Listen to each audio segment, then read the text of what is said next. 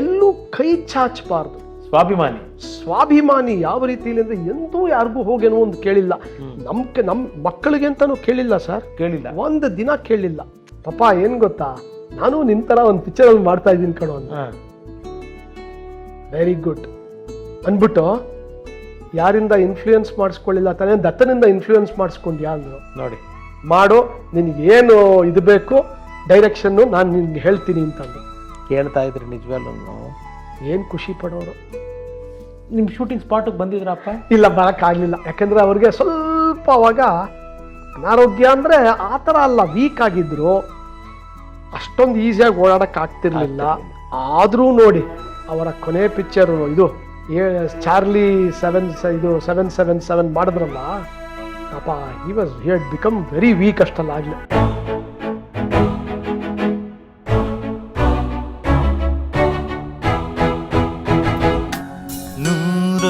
ನೂರೊಂದು ನೆನಪು. ನಿಮಗೆ ಏನಂದ್ರೆ ಆ ನಿಮ್ಮ ಶ್ರೀನಗರದ ಮನೆಯಲ್ಲಿ ನೀವು ಬೆಳೆದಿದ್ದು ಏನ್ ಜ್ಞಾಪಕ ಬರುತ್ತೆ ಸರ್? ಆ ಮನೆ ಅಂತಾರಂಗನೆ ಅಪ್ಪ ಅಮ್ಮ ತಮ್ಮ ನೀವು ಎಲ್ಲ ಇದ್ದಿದ್ದು ಮಾಡಿದ್ದು. ಶ್ರೀನಗರ ಮನೆಯಲ್ಲಿ ಆಗ್ಲೇ ಅವರು ಸ್ವಲ್ಪ ಸಿನಿಮಾ ಬ್ಯಾಂಕು ಇದರಲ್ಲಿ ಸ್ವಲ್ಪ ಬ್ಯುಸಿ ಆಗ್ಬಿಟ್ಟಿದ್ರು ಆಗ್ಲೇ. ನಾವು ಅಷ್ಟಲ್ಲಾಗೆ ಸುಮಾರು 17-18ನೇ ವಯಸ್ಸಿನ ಹುಡುಗರು, ನಮಗೂ ಗೊತ್ತಲ್ಲ ಇಂಜಿನಿಯರಿಂಗು ಪ್ರಾಯ, ನಾವು ಆಟ ಆಡಬೇಕು, ಅಲ್ಲಿ ಓಡಾಡಬೇಕು. ಆದರೆ ಆಲ್ವೇಸ್ ಅವೈಲಬಲ್. ಬಟ್ ನನಗೆ ಜ್ಞಾಪಕ ಇರೋ ಆ ಟೈಮ್ ಹೆಂಗೆ ಅಂದರೆ, ಶ್ರೀನಗರ್ ಮನೆಗೆ ನೀವು ಕೇಳಿ ಯಾವ ಸಿನಿಮಾ ಸಂಬಂಧಪಟ್ಟ ವ್ಯಕ್ತಿಗಳು ಯಾರು ಬಂದಿಲ್ಲ ಅಂತ ಕೇಳಿ, ಎಲ್ಲರೂ ಬರೋರೆ. ಯಾಕಂದ್ರೆ ಯಾವುದೋ ಒಂದು ರೀತಿಯಲ್ಲಿ ಡಿಸ್ಕಷನ್ ವಿತ್ ಸೋಮಣ್ಣ ದತ್ತಣ್ಣ ಇದೊಂದು ಇದ್ದೇ ಇರೋದು ಈ ಡಿಸ್ಕಷನ್ನು.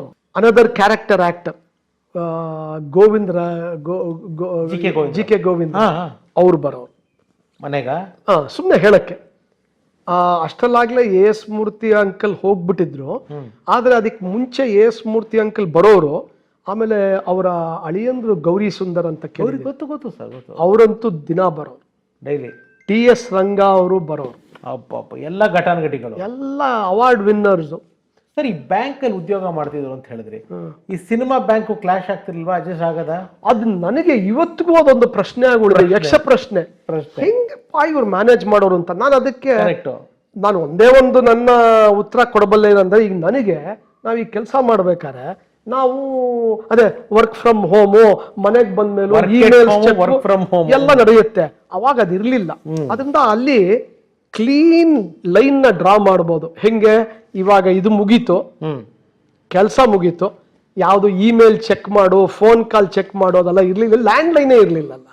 ನೀ ಬ್ಯಾಂಕ್ ಇಂದ ಆಚೆ ಬಂದೆ ಅಂದ್ರೆ ಅಲ್ಲಿಗೆ ಕೆಲಸ ನೀನಿಲ್ಲ, ಅಲ್ಲಿ ಮುಗೀತು. ಕರೆಕ್ಟ್. ಇವ್ರಿಗೆ ಅದೊಂದು ಆಪರ್ಚುನಿಟಿ ಸಿಕ್ತು, ಅದು ಒಂದು. ಆದ್ರೆ ಅವ್ರು ತೊಡಗಿಸ್ಕೋಬೇಕಲ್ಲ. ಬೆಳಗ್ಗೆಯಿಂದ ಮಾಡಿ ಕೆಲಸ, ಮತ್ತೆ ಸಂಜೆ ಹೋಗಿ ರಾತ್ರಿ 2 ಗಂಟೆ 3 ಗಂಟೆ ಹೆಂಗ್ ಟೈಮ್ ಮ್ಯಾನೇಜ್ ಮಾಡೋರು ಸರ್? ಅಯ್ಯೋ ಭಗವಂತ, ಅದಂತೂ ಕಾಲ್ಗೆ ಅದಂತೂ ಅದೇನ್ ಶಕ್ತಿ ಕೊಟ್ಟಿದ್ದೋ ಆ ಭಗವಂತ ಅವ್ರಿಗೆ. ಒಂದು ದಿನ ಕಂಪ್ಲೇನ್ ಅಂತ ಮಾಡ್ಲಿಲ್ಲಪ್ಪ. ಆ ಎನರ್ಜಿನೂ ಡ್ರಾಪ್ ಆಗ್ತಾ ಇರ್ಲಿಲ್ಲ. ಎನರ್ಜಿ ನಾನು ಡ್ರಾಪ್ ಆಗಿದ್ದು ನಾನು ನೋಡೇ ಇಲ್ಲ. ಹೋಗೋರು, ಶೂಟಿಂಗ್ ಮಾಡೋರು, ಬರೋರು. Later on, for example 83, 84, 85 time ಅನ್ಸತ್ತೆ, 27 ಮಾವಳ್ಳಿ ಸರ್ಕಲ್ ಅಂತ ಒಂದು ಅದ್ಭುತ ಪಿಕ್ಚರ್ ನಮ್ಮ ದೇವರಾಜ್ ಅವರು ಮಾಡಿದ್ರು. ಆಮೇಲೆ ಡೈರೆಕ್ಟ್ ಮಾಡಿದ್ದು oh my God Narasimhan, T N Narasimhan. Correct. ಅದ್ಭುತ ಚಿತ್ರ ಸರ್ ಅದು. ಒಳ್ಳೆ ಸಸ್ಪೆನ್ಸ್ ಥ್ರಿಲ್ಲರ್. ಅದು ಇಲ್ಲೇ ಜಯನಗರದಲ್ಲಿ ನಂದಾ ಥಿಯೇಟರ್ ರೋಡ್ ಎಂಡ್ ಅಲ್ಲಿ ಶೂಟಿಂಗ್ ಎಲ್ಲ ನಡೀತಾ ಇದ್ದು. ನಾವು ಹೋಗಿ ನೋಡ್ತಾ ಇದ್ದೆ. ಆಮೇಲೆ ನಿಮ್ಮ ಹಳೆ ಇಂಟರ್ವ್ಯೂ ನಲ್ಲಿ ನೀವು ಇವರು ರವಿ ಅಣ್ಣ ಅವ್ರದ್ದು ಮಗಳ ಜೊತೆ ಮಾತಾಡೋದ್ರಲ್ಲ, ಅವರು ಆ ಒಂದು ಹೆಣ್ಮಗಳು ರೋಲು ಅಖಿಲ ಅಂತ ಯಾರೋ ಮಾಡಿದ್ರು ನೋಡಿ. ಅವ್ರ ಮನೆ ಇಲ್ಲೇ 4th T ಬ್ಲಾಕ್. ಇಲ್ಲೇ ನಮ್ಮ ಇದು ರಾಜೀವ್ ಗಾಂಧಿ ಯೂನಿವರ್ಸಿಟಿ ಹಾಸ್ಪಿಟಲ್ ಅದೆಲ್ಲ ಇದೆ, ಆ ಸಂಜಯ್ ಗಾಂಧಿ ಅದ್ರ ಪಕ್ಕನೇ ಅವ್ರು ಇದ್ದಿದ್ದು. ಅದು ಯಾವ ಮೇನು ಕ್ರಾಸ್ ಗೊತ್ತಿಲ್ಲ, ಅಲ್ಲಿ ಅದ್ರದ್ದು ಇದು. ಅಲ್ಲಿಗೆ ಆಕ್ಚುಲ್ ಆಗಿ ವಿಷ್ಣು ಸರ್ ಅವ್ರು ಬಂದಿದ್ದು ಇದಕ್ಕೆ, ಆ ಶೂಟಿಂಗ್ಗೆ. ಓಹೋ. ನಾನು ಹೋಗಿದ್ದೆ ಕೆಲವೆಲ್ಲ ನೋಡೋದಕ್ಕೆ. ಹಾಡಿಗೆ ಈ ಸಂಜೆ ನಮ್ಮ ಭಾವನು ಬರುವನು ಅಕ್ಕ, ಅದೊಂದು. ಅದೇ ಟೈಮ್ನಲ್ಲಿ ಬಾಲಚಂದರ್ ಅವರ ಸುಂದರ ಸ್ವಪ್ನಗಳು, ಕ್ಷಮಿಸಿ ಹೇಳೋದೆಲ್ಲ ತಮಾಷೆಗಾಗಿ. ಅದು ಯಾರು, ನಮ್ಮ ರಮೇಶ್ ಅರವಿಂದ್ ಅವರು ಅದೇ ಹೇಳ್ಕೊಂಡೆ. ಅವರ ಡೆಬ್ಯೂ ಪಿಕ್ಚರ್ ಕನ್ನಡದಲ್ಲಿ. ಹೌದು. ಮುಖ್ಯವಾಗಿ ನನಗೆ ಖುಷಿ ಆಗೋದೇನಂದ್ರೆ, ರಮೇಶು ನಾನು ಕ್ಲಾಸ್ಮೇಟ್ಸು, ಬ್ಯಾಚ್ಮೇಟ್ಸ್. ಎಲ್ಲಿ? ಅವ್ರು UVC ಓದ್ತಾ ಇದ್ರು, ನಾನು BMS ಅಲ್ಲಿ ಓದ್ತಾ ಇದ್ದೆ. ಓ, ಇನ್ಫ್ಯಾಕ್ಟ್ ಅವ್ರು ಇದ್ದಿದ್ದ ಬಾಡಿಗೆ ಮನೇಲಿ ಇದ್ದಿದ್ದವರು 82, 83, 84 ತನಕ. ಆ ಓನರ್, ಆ ಮನೆ ಓನರು ನನ್ನ ಗಳಸ್ಯ ಕಂಠಸ್ಯ ಗೆಳೆಯ ಗೋವಿಂದರಾಜ್ ಅಂತ. ಅವ್ರ ಮನೇಲಿ ಬಾಡಿಗೆ ಇದ್ರು. ಸೊ ನಾವ್ ಅಲ್ಲಿ ಹೋಗಿ ನಾನು ರಮೇಶ್ ಎಲ್ಲ ಹರಟೆ ಹೊಡಿತಾ ಕೂತಿರ್ತಿದ್ವಿ ಅಲ್ಲಿ ಅವಾಗ.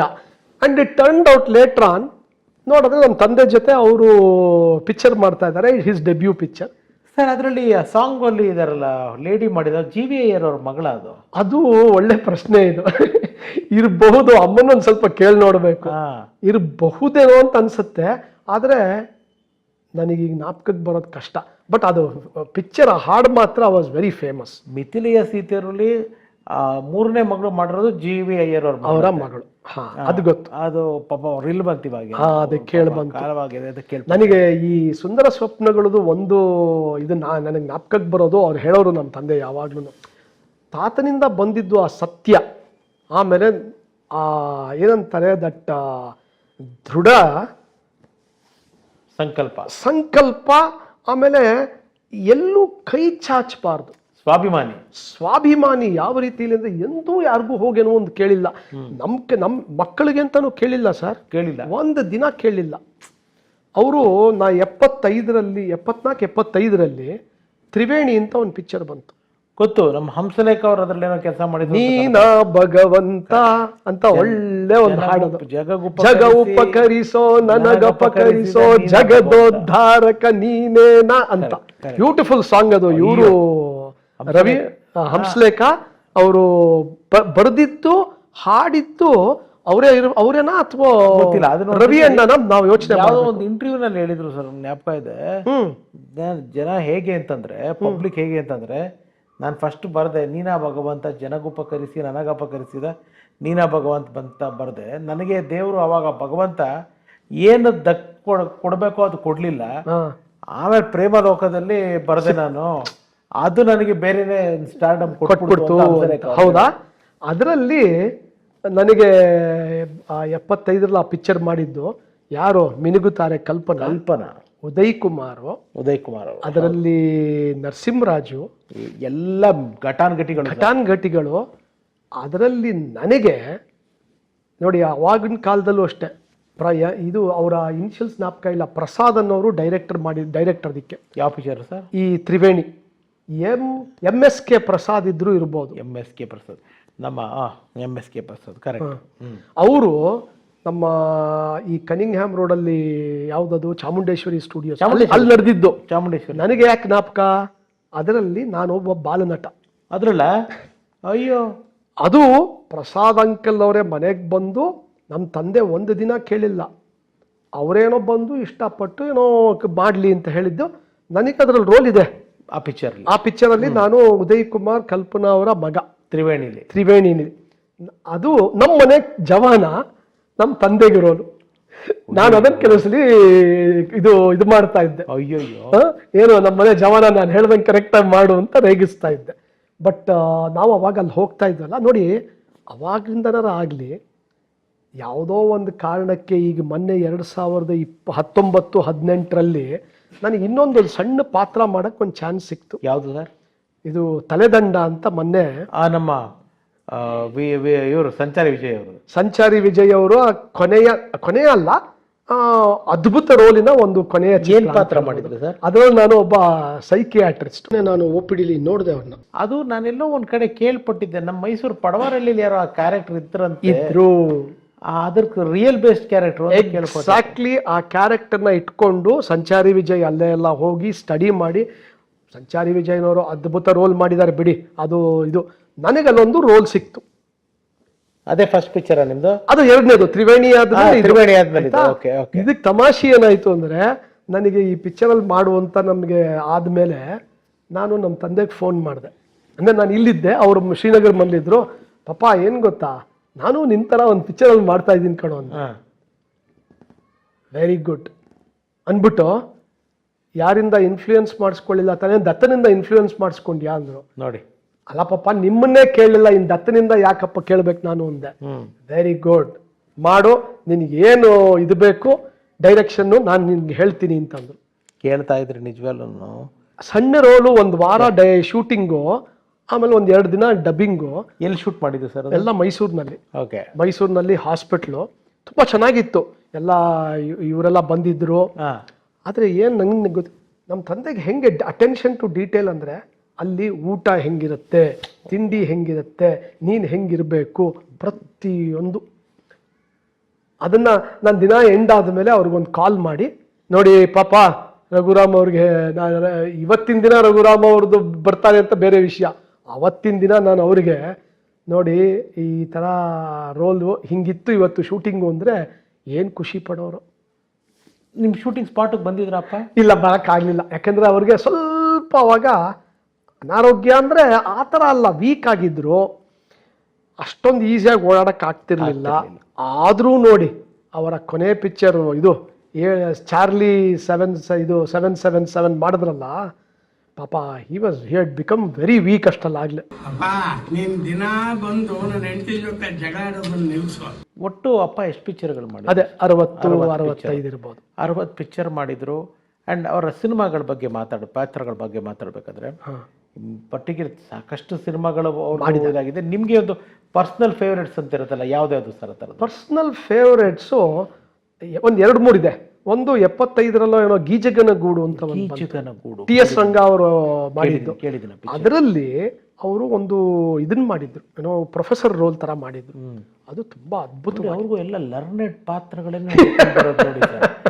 ಫ್ಯಾಮಿಲಿ ಅದು ನೋಡಿ ಹಂಗಂತಿರಲ್ಲ, ಹಂಗಿಲ್ಲ. ಸಾವಿತ್ರಿ ಅಂತ ನೆಕ್ಸ್ಟ್ ಬಹಳ ಫೇಮಸ್ ಆಗಿದ್ದು, ಅವ್ರಿಗೆ ಒಳ್ಳೆ ಹೆಸರು ಬಂದಿದ್ದು. ಅದರಲ್ಲಿ ಊರು ಗೌಡ. ಯಾವ ಪಿಕ್ಚರ್ ಸರ್? ಸಾವಿತ್ರಿ. ಓಕೆ. ಅದು ಬಹಳ ಚೆನ್ನಾಗಿದೆ. ಓಕೆ. ಅದ್ಭುತ ಪಿಕ್ಚರು. ಅದರಲ್ಲಿ ಅವ್ರದ್ದು ಒಳ್ಳೆ ರೋಲ್ ಇದೆ. ನೀವು ಅಕಸ್ಮಾತ್ ನೋಡಿಲ್ದಿದ್ರೆ ಈ ಯೂಟ್ಯೂಬಲ್ಲೇ ಬರುತ್ತೆ ಈಗ, ನೋಡಿ. ಆ ರೋಲ್ ತುಂಬಾ ಚೆನ್ನಾಗಿದೆ. ಒಳ್ಳೆ ಮೀಸೆ ಗೀಸೆ ಹಾಕೊಂಡು ಊರಿನ ಗೌಡನ್ ರೋಲು ಅದ್ಭುತವಾಗಿ ಮಾಡಿದ್ರು. ಅದೊಂದು ನನಗೆ ಜ್ಞಾಪಕ ಇರೋ ಅಂತ ರೋಲು. ಅಫ್ಕೋರ್ಸ್ ನಾನು ಇದನ್ನ ಹೇಳಬೇಕಾದ್ದೇ ಇಲ್ಲ, ಮಿಥಿಲೆಯ ಸೀತೆಯರು ನನಗೆ ಬಹಳ. ಈಗ ನಿಮ್ಗೆ ನಾನು ಕ್ಯಾಮ್ರಾ ರೋಲ್ ಆಗಕ್ಕೆ ಮುಂಚೆ ಒಂದು ನಿಮಗೆ ಹೇಳ್ತೀನಿ ಅಂತ ಹೇಳಿದ್ದೆ. ಹೌದು, ಸಖತ್ ಇಂಟ್ರೆಸ್ಟಿಂಗ್ ಆಗಿದೆ. ಯಾಕೆಂದ್ರೆ ಆ ಸಿನಿಮಾದ ಮಿಥಿಲೆಯ ಸೀತೆಯರ 3 ಜನ ಹೆಣ್ಮಕ್ಕಳ ತಂದೆಯ ಪಾತ್ರ ಇದೆಯಲ್ಲ, ಎಷ್ಟು ಕಾಮನ್ ಆಡಿಯನ್ಸ್ ಅಷ್ಟು ಕೋಪ ಬರೋದು ಆ ಪಾತ್ರ. ಸಿಕ್ಕಾಪಟ್ಟೆ. ನಾನೇ ಬೈದಿದ್ದೆ. ಯಾಕೆ ಅಂತ ಹೇಳ್ತೀನಿ. ಅಲ್ಲೆಲ್ಲೋ ಕಾಫಿಗೆ ಏನೋ ನಿಲ್ಸಿದ್ದಾರೆ. ಅಲ್ಲಿ ನಮ್ಮ ವಿಷ್ಣು ಅಣ್ಣವರ ಭಕ್ತರು ಎಲ್ಲ ಫ್ಯಾನ್ಸು ಬಂದು ಮುತ್ತಿಗೆ ಹಾಕಿ ಹೊಡಿಯಕ್ಕೆ ಬಂದ್ಬಿಟ್ಟಿದ್ದ. ಅಯ್ಯಯ್ಯೋ,